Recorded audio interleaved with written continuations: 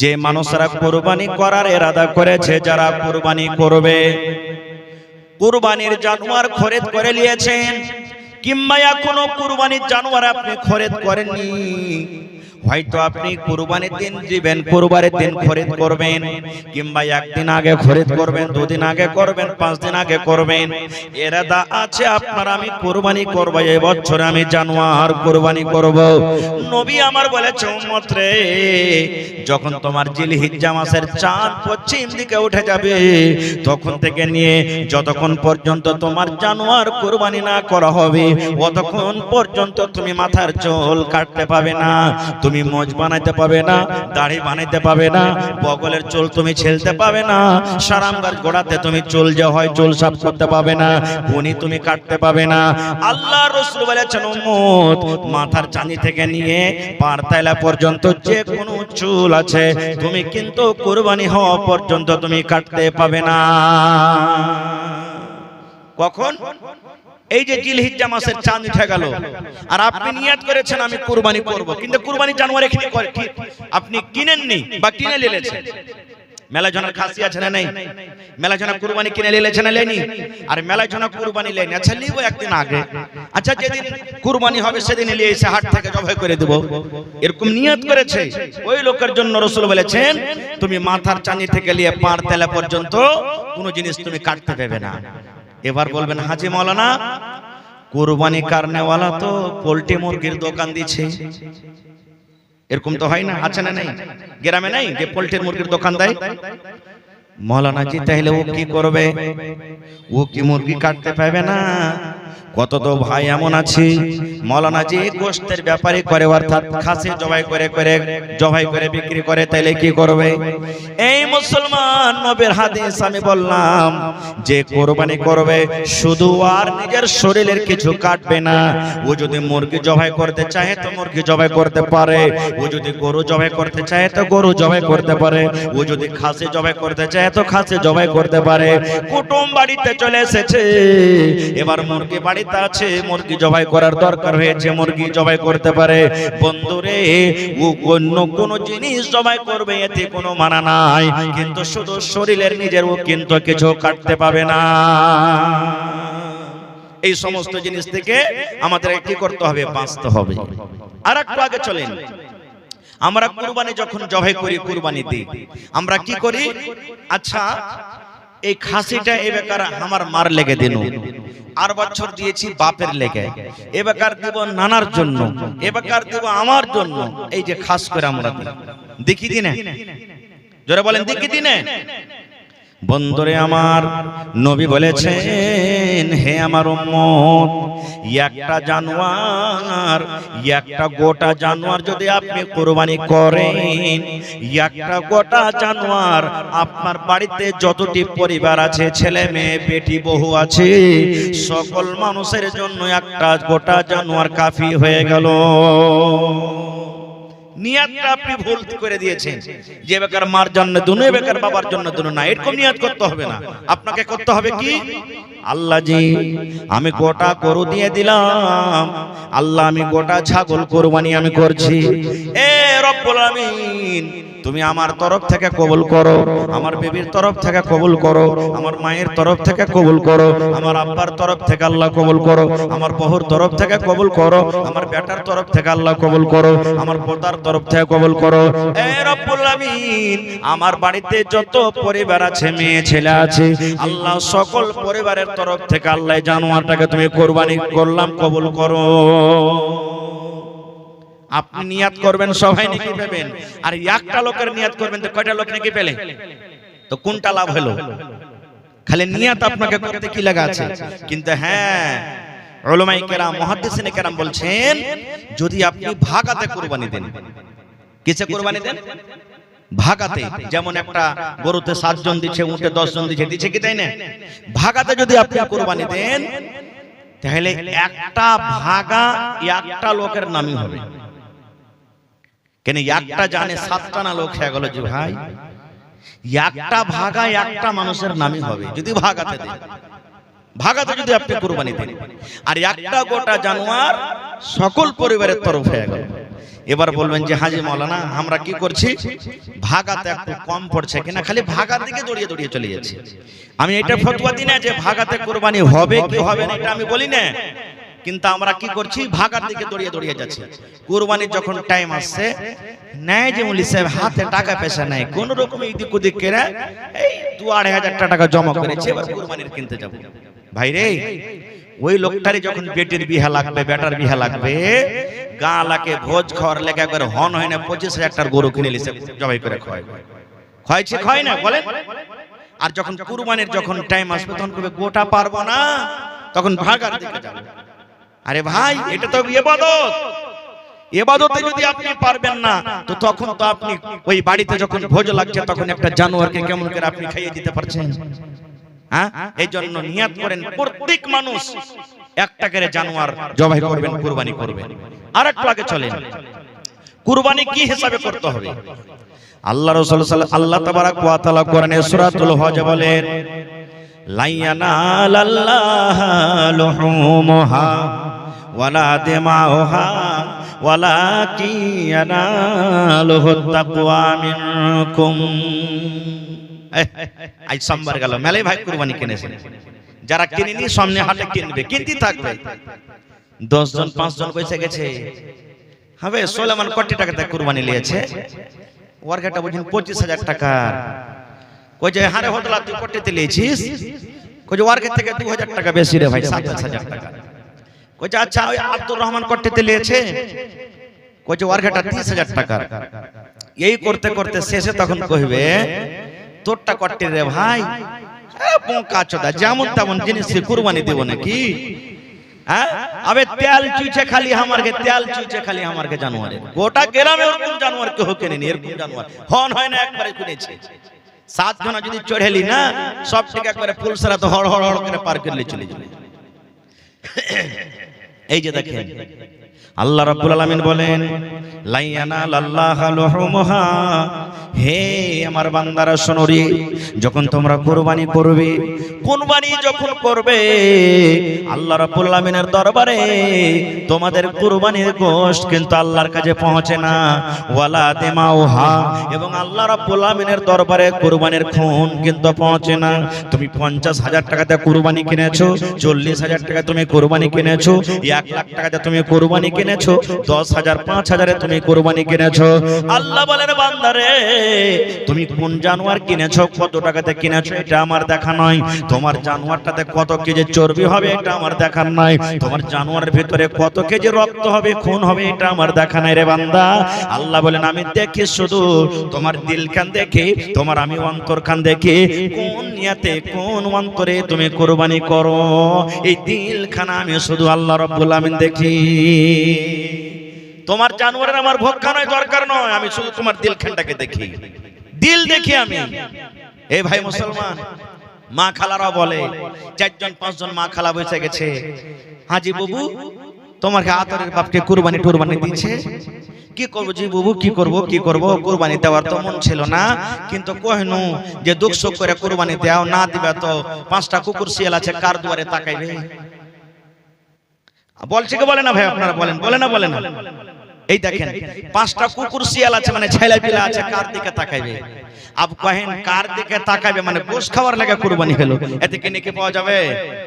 জোরে বলেন, নেকি পাওয়া যাবে? যাবে না ভাই আমার। তো এই সমস্ত জিনিস থেকে, রিয়াকারি থেকে আমাদেরকে বাঁচতে হবে। কুরবানি কার জন্য হবে? জোরে বলেন, কার জন্য? আল্লাহ তাবারাক ওয়া তাআলার জন্য কুরবানি হবে। ভাই আমার, এইবারে আপনাদেরকে জানা দরকার সর্বপ্রথম দুনিয়াতে কে কুরবানি করেছিলেন। আল্লাহ তাবারাক ওয়া তাআলা যখন থেকে জমিন আসমানকে বানালছেন তখন থেকে নিয়ে দুনিয়াতে সব থেকে আগে কুরবানি কে করেছে আর কেন করলেন? সব থেকে আগে আদম আলাইহিস সালামের বেটা হাবিল এবং কাবিল কুরবানি করেছে। আর কিসের জন্য জানেন? একটা মেয়ে ছেলে, বেটি ছেলের জন্য। এই জামানাতে নিজের ভাই বোন যদি বিয়ে শাদী করতে চায় তো হালাল না হারাম? জোরে বলেন, আরো জোরে বলেন, হারাম। নিজের মার পেটের ভাই বোনের সাথে বিয়ে করা চলবে না। দুধ মা দুধ ভাই বোনের বিয়ে করা চলবে না। যেমন নিজের ভাই বোন হারাম, এরকম দুধ বোন দুধ ভাইয়ের সাথে বিয়ে করা হারাম, এটা শরীয়তের ফয়সালা। এবারে আপনার বাড়িতে একটা স্ত্রী আছে আর ওরই একটা আরো বোন আছে, ছোট হোক কিংবা বড় হোক, এই স্ত্রীটাকে যদি বাড়িতে রেখেছেন আর আরেকটা বোনকে আপনি বিয়ে করে চলেন, অর্থাৎ শালীকে বিয়ে করলেন, চলবে? জোরে বলেন চলবে? চলবে না, হারাম। কেন? আল্লাহর রাসূল বলেছেন নিজের মায়ের পেটের দুটা বোন একটা হাজবেন্ড একটা শাওহারের কাছে থাকতে পাইবে না, একটাকে তোমাকে তালাক করতে হবে। তুমি যদি পরে কার শালীটাকে বিয়ে করে নিয়ে আসো তো আগে কারটাকে তোমাকে তালাক করতে হবে।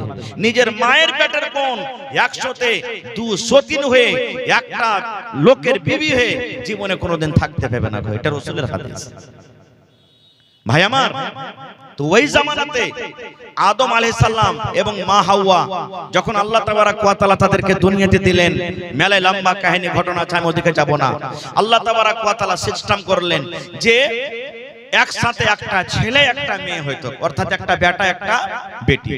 ধরেন সামনে বছর একটা বেটা ছেলে একটা বেটি ছেলে হবে, এই বছর একটা বেটা ছেলে হলো একটা বেটি ছেলে হলো, ডাবল ডাবল জোড়া জোড়া সন্তান পয়দা হয়। এবার কেমন করে তারকে বিয়ে শাদী হতো? আল্লাহ রাব্বুল আলামিনকে দুনিয়াকে আবাদ করনা আছে, দুনিয়াতে মানুষ বাড়ানো আছে, তো আল্লাহ রাব্বুল আলামিন কি করতেন? এখন 2025 সাল চলছে, ধরেন উদাহরণ দিচ্ছি, 2024 সালে যেই সন্তান অর্থাৎ যে বেটা বেটি হলো ওরা নিজের মায়ের পেটের ভাই বোন হয়ে গেল, ওদের সাথে বিয়ে করা চলবে না।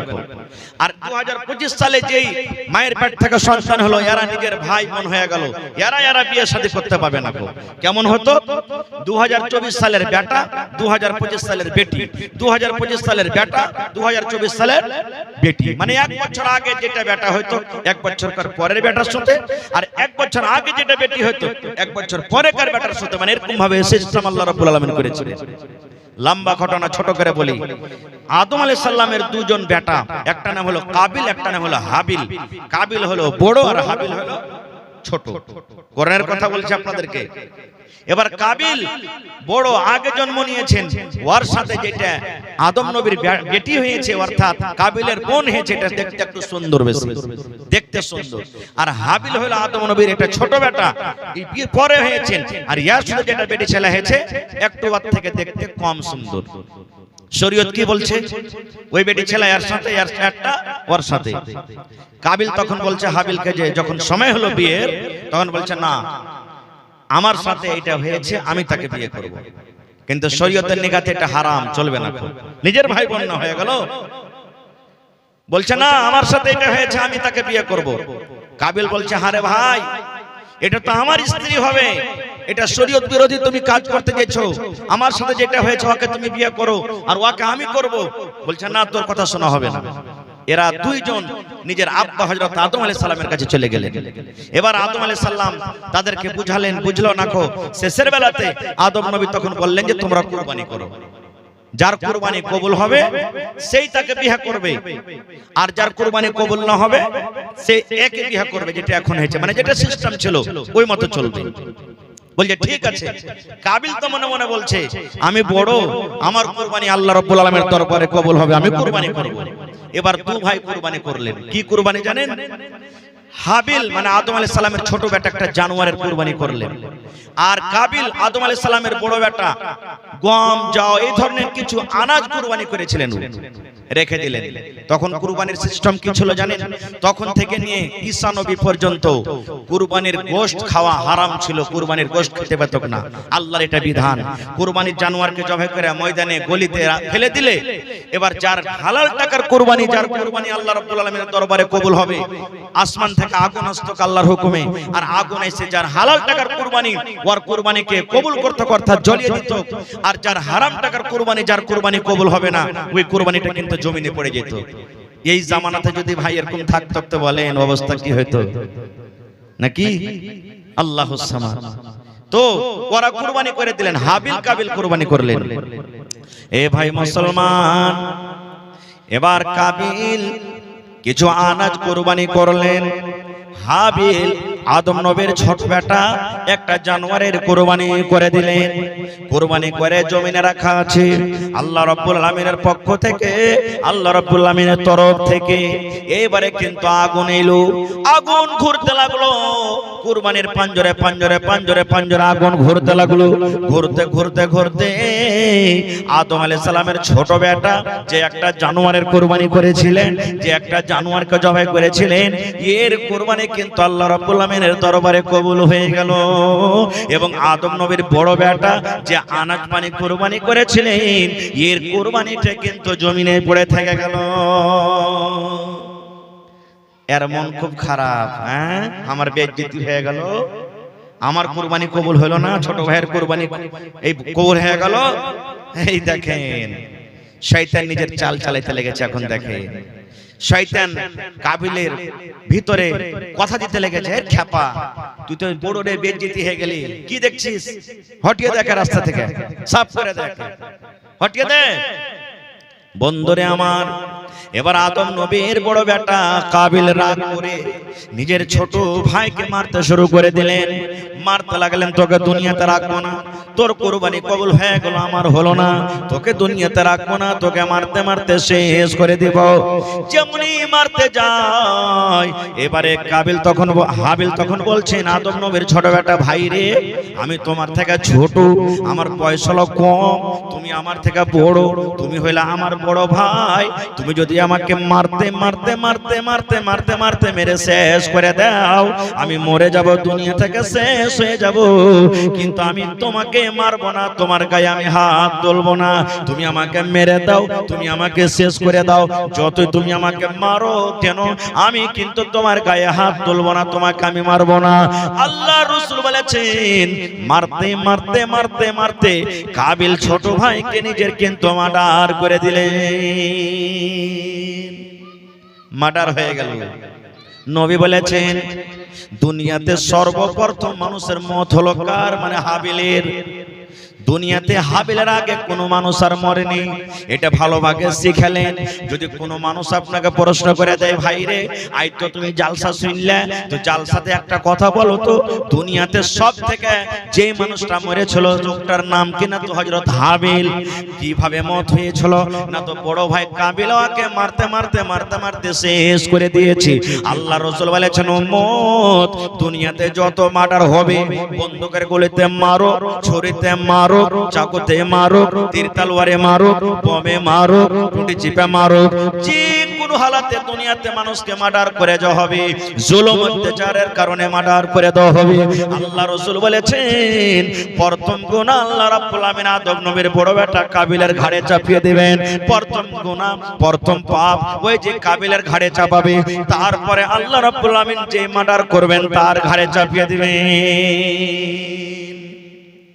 সর্বপ্রথম মার্ডার কে? হযরত হাবিল আলাইহিস সালামকে করেছিলেন, হাবিলকে করেছিলেন।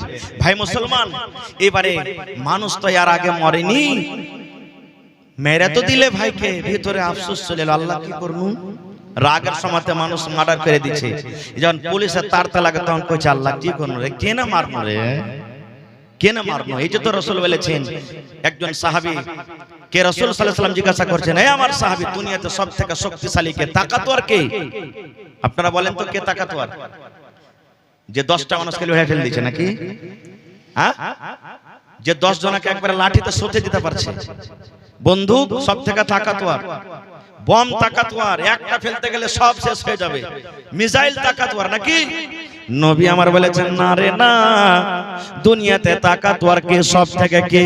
নবী আমার বলেছেন, এমন রাগ উঠে গেছে, এমন রাগ উঠেছে, মনে হয় বিবির ঝুঁটি খান ধরে তাকে পাড়া পাড়া পাড়া পাড় দুটা চড় মেরে দি। এমন রাগ হয়েছে, মনে হয় ভাইয়ের গলাতে ছুরি দিয়ে ভাইকে মেরে ফেলে দি। এমন রাগ হয়েছে, বেটার পরে এমন রাগ হয়েছে, মনে হয় খুঁট বেড়াতে এক মাথাতে দিয়ে মাথাটাকে ভেঙে দি। আল্লাহ রাসূল বলেছেন, উম্মত, সব থেকে দুনিয়াতে তাকাতওয়ার হলো শক্তিশালী ওই লোকটা, যখন রাগ উঠে যাবে নিজের রাগটাকে কন্ট্রোল করবে। রাগটাকে যে একবারে কন্ট্রোল করে দিবে, রাসূল বলেছেন সবথেকে তাকাতওয়ার শক্তিশালী হলো ওই। আমার ভাইরা দেখেন, কত ভাই এমন আছেন, বিবি যদি একটু উল্টা পাল্টা করে, ও তো মানুষ করবে, খুঁট বেড়ে লিবে, লাঠি লিবে, আর বলে হালের বেটি হালে হট তোকে বাড়তে থব না, মারতে মারতে মারতে আর ঝুঁটিকে ধরে হটাইতে হটাইতে বাহির করে দিবে রোড থেকে, আর দুয়ারে বসে করে তুই বাড়িতে খালি সামনে ডক্টর কাঠ খড়াকে ঝরিয়ে দেবে। রাসূল বলেছেন, কেন তুমি এরকম করছো তোমার বিবিকে? তুমি ওকে রাগ করে বাড়ি থেকে বাহির করে দিলে, ও যদি কহরের সাথে পালিয়ে যায়, ও যদি কহর কোনো মানুষের হাত খানটাকে ধরে নেয়, ওর পরে যদি কেউ হামলা করে দেয়, তাহলে পাপটা যে তোমারই হবে। দ্বিতীয় কথা, রাসূল বলেছেন, তুমি যখন মারবে তা আদবের মার মারো, বেয়াদবের কেন মার মারছো? ওর চেহারাতে মারিও না, গালখানে মারিও না। তুমি এখন রাগ করে মেরে দাঁত ফেলে দিলে, আর 1 ঘন্টা 2 ঘন্টা পর তোমার রাগটা যখন ঠান্ডা হবে, তখন তুমি যে পস্তাইবে, বেকার তোকে মারনো রে। দেখতে কত গালখানে দাগ পড়ে গেছে, মুখখানে দাগ পড়ে গেছে। রাসূল বলছেন যে না, ওর চেহারাতে তুমি মারিও না। কিন্তু আমরা কি বুঝছি ভাই, মারতে যখন লাগছে, ওরে আল্লাহ, 4-5 বাড়ির মানুষ এসে জমা হচ্ছে, এত জোরে জোরে মারছে। আর কত মা খালায় এমন আছে লক্কলি লাগানি, একটু আর পুরুষ খালি যদি ডাঁটে কিনা এমন করে চিল্লাবে যে কি হয়ে গেল, এরকম আছে কোন মা খালা না। ভাই আমার, মার্ডার হয়ে গেল, মাটি দিবে কেন? কারণ মানুষ তো এর আগে মরেনি। আমরা তো জানছি যে মানুষ মরতে গেলে ওকে মাটি দিতে হবে। বেয়াদবি হলে মাফ করবেন। আজকে আমাদের সমাজে এমন হয়েছে, গ্রামে যদি মাইয়া থেকে যাই তো মুখ দেখাতা কি করবো, হবে ওইটা যে ওয়ার মডেলের পঞ্চায়েত, তো আমরা কেন কবর খুঁড়তে যাবো? ওয়ার মডেলের ফন্ড নেই, আছে তো ও যাবে কবর খুঁড়তে। এই দেখেন না, মডেল পঞ্চায়েত এটা আমরা না করেছি ভাই, আমরা না দুনিয়াতে এটা করেছি, আল্লাহ আল্লাহ রাসূল তো করে জানেন। আমি আগে আপনার আমি মুসলমান মুসলমান মুসলমান ভাই, কত ভাই আছেন এখন পর্যন্ত ধোয়াইতে জানে না, মাইয়া ধোয়াইতে জানে না। কত ভাই আছে কবর খুঁড়তে জানে না, যে কবরটা কিভাবে খুঁড়তে হয়, কারণ আগে আসে না, শিখে না। কাবিল কিন্তু দিশাহারা হয়ে গেল, আল্লাহ কি করব? লাশটাকে কোলে করে ঘাড়ে করে নিয়ে খালি বিয়ে বাড়ে পাগলের মতন, আল্লাহ কি করব? এই লাশটাকে কি করব? এ ভাই মুসলমান, আল্লাহ রাব্বুল আলামিন 2টা পাখিকে পাঠিয়ে দিলেন। কি পাঠাইলেন? 2টা পাখিকে পাঠিয়ে দিলেন। কাবিল ছোট ভাই হাবিলের লাশ নিয়ে বসে আছেন। এবার পাখি 2টা সামনে দিকে আছে, সামনে দিকে পাখি লড়াই করতে লাগলো। আদম নবীর বড় বেটা কিন্তু দেখছে পাখিতে লড়াই করছে। লড়াই করতে করতে করতে করতে করতে আল্লাহ রাসূল বলেছেন, একটা পাখি আরেকটা পাখি কিন্তু মার্ডার করে দিল, একটা পাখি মরে গেল।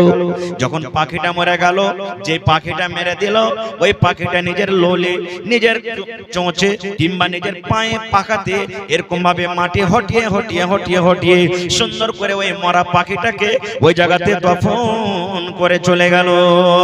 এবারে তখন কাবিল জানতে বলল, আল্লাহ রে, মানুষ যখন মরে যায় এরকম ভাবে তাকে জমিনে দফন করতে হয়, এরকম ভাবে জমিনে দফন করতে হয়। আরে আমি কত খ্যাপা মানুষ, আমি কত পাগলা মানুষ, নিজের ভাইকে আমি মেরে দিয়ে, নিজের ভাইকে আমি মার্ডার করে দিয়া আমি দফন করতে জানলাম না। যেখানে আল্লাহর আদেশ হয়েছে যে মা বেটাকে তোমরা রেখে এসো, ওখানে রেখে দিলেন। রেখে দেওয়ার পর 2টা উটকে নিয়ে ইব্রাহিম নবী হাঁটতে শুরু করলেন। মা হাজেরা বলছেন যে মনে হয় উট চড়াইতে গেল নাকি, চলে আসবেন। হাঁটতে হাঁটতে দেখছেন যে সাফা মারওয়া পাহাড় পার হয়ে চলে গেছে। তখন বলছেন যে না, মা হাজেরা বুঝে নিলেন যে কি ব্যাপার, হাঁটতে হাঁটতে চলে গেছে এখান থেকে।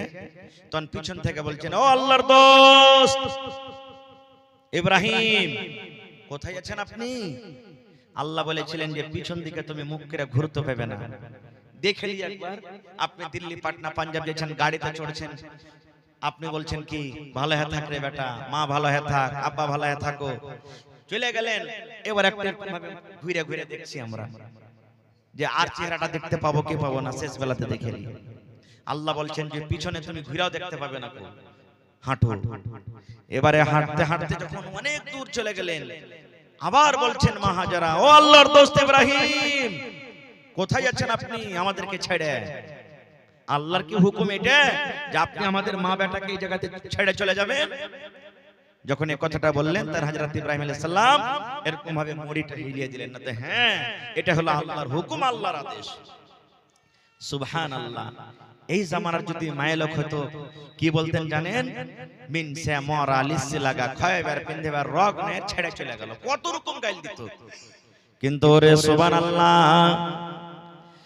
যখনই হযরত ইব্রাহিম আলাইহিস সালাম এবার যখন মাথাটা হিলিয়ে দিলেন, হ্যাঁ বিবি রে, আল্লাহ রাব্বুল আলামিনের আদেশ হয়েছে তোমাদের মা বেটাকে আমি এই জায়গাতে রেখে যাব।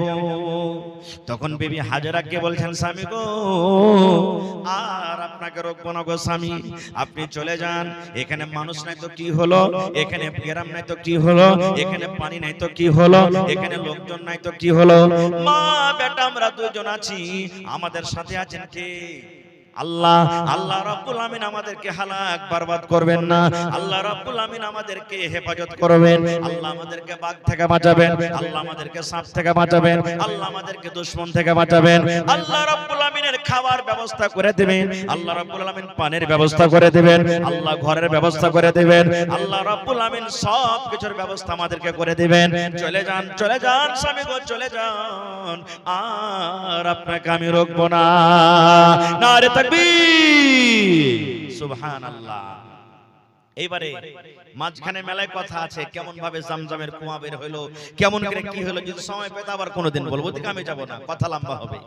এবারে আস্তে আস্তে আস্তে যখন ইসমাইল আলাইহিস সালাম 5 বছর 6 বছর 7 বছর বয়স যখন হয়ে গেছে, সুবহানাল্লাহ, দেখেন আজ আমরা জানোয়ারের কুরবানি করছি, আজকে মানুষের কুরবানির কথা আপনাদের সামনে বলছি।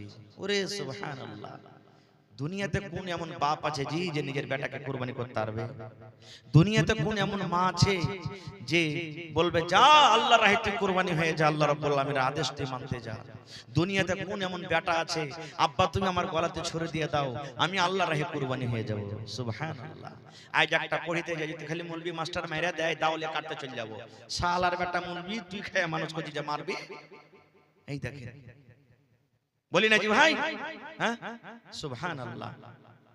এই আমার মায়েরা খালারা শুনেন, আল্লাহ রাব্বুল আলামিন কোরআন মাজিদে বলেন, ফালাম্মা বালাগা মাহুস সাইয়া, যখন ইসমাইল নবী আব্বার সাথে চলাফেরার বয়সে যখন পৌঁছে গেলেন, বাপের সাথে মানুষ চলাফেরা কখন করে? 3 বছর 4 বছর 5 বছর 6 বছর, এই বয়স না, যেদিকে বাপ যাবে ওদিকে ও যাবে। বাপু যদি মোটরসাইকেলে বের হয় বলে আব্বা আমিও যাব, সাইকেলে যদি বের হয় আমিও যাব, কোনটা যাবি রে?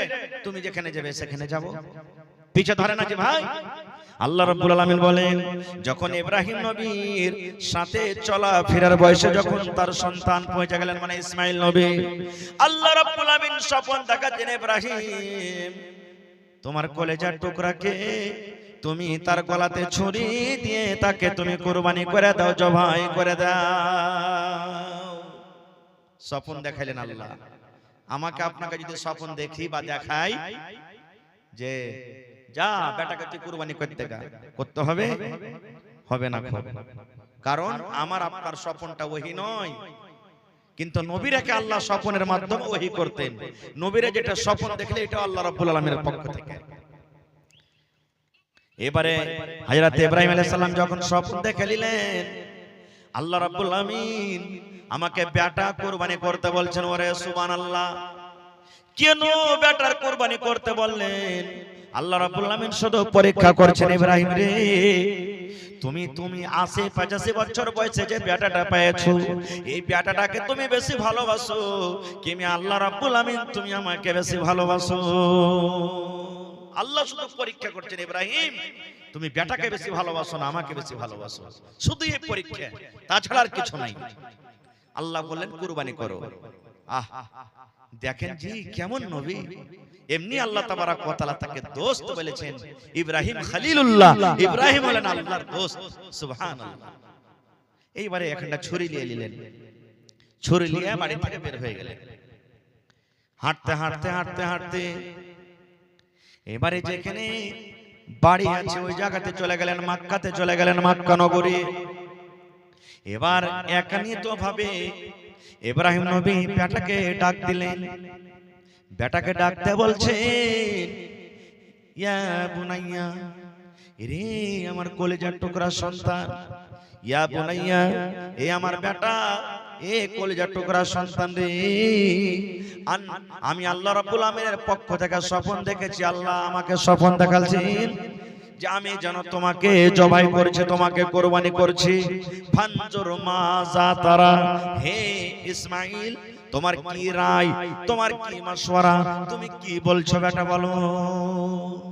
বেটা আল্লাহর আদেশ হয়েছে, আমি যেন তোমার গলাতে ছুরি দিয়ে তোমাকে জবাই করছি, তোমাকে আমি কুরবানি করছি। বেটা তোমার রায় কি, মাশওয়ারা কি বলো তো। এই জন্য একজন বলছেন, বাপ কা বেটা সরস কা ঘোড়া কুছ नहीं তো থোড়া থোড়া।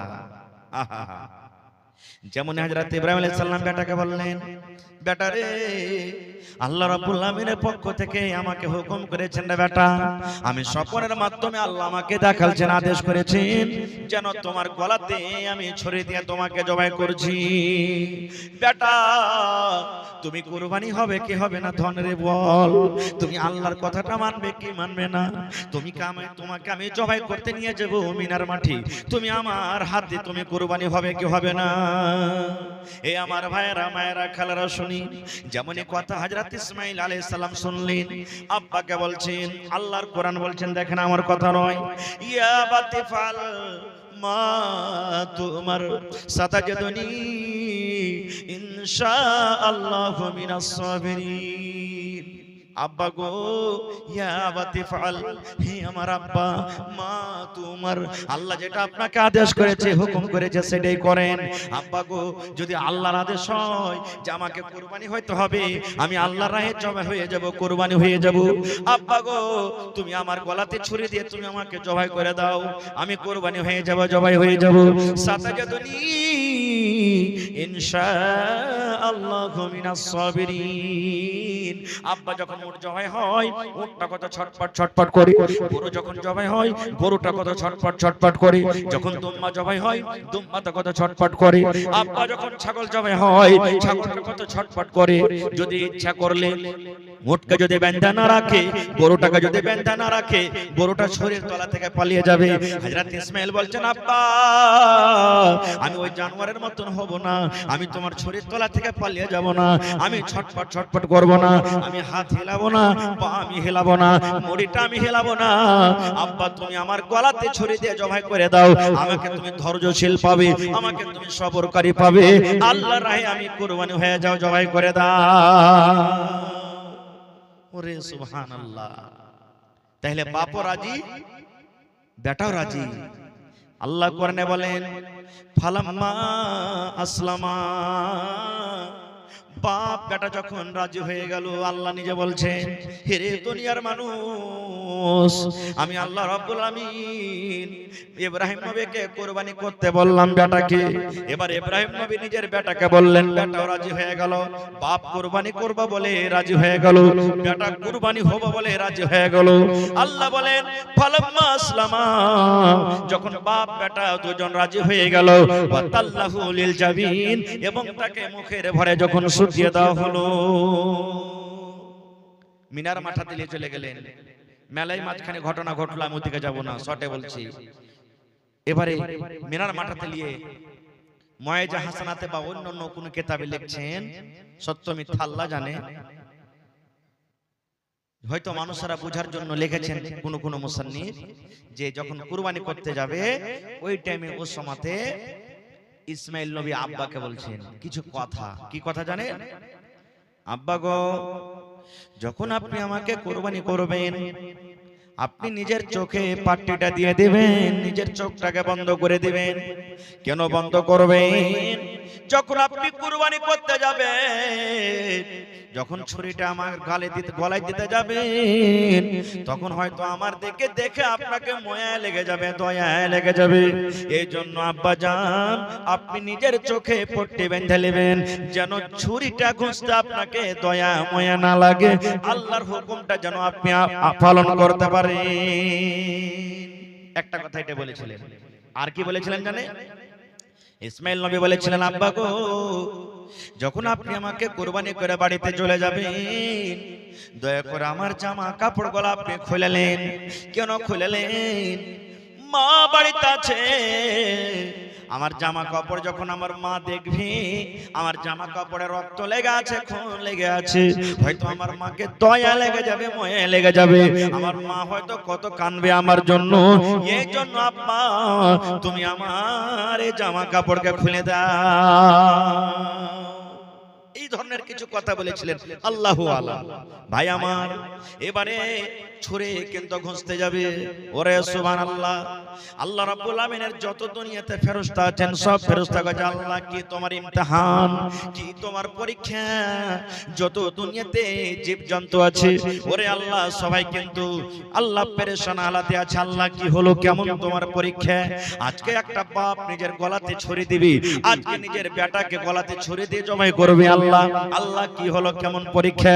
ওরে সুবহানাল্লাহ, হযরত ইব্রাহিম আলাইহিস সালাম নিজের বেটার গলাতে ছুরি দিতে যাবেন রে বন্ধু, জবাই করতে যাবেন।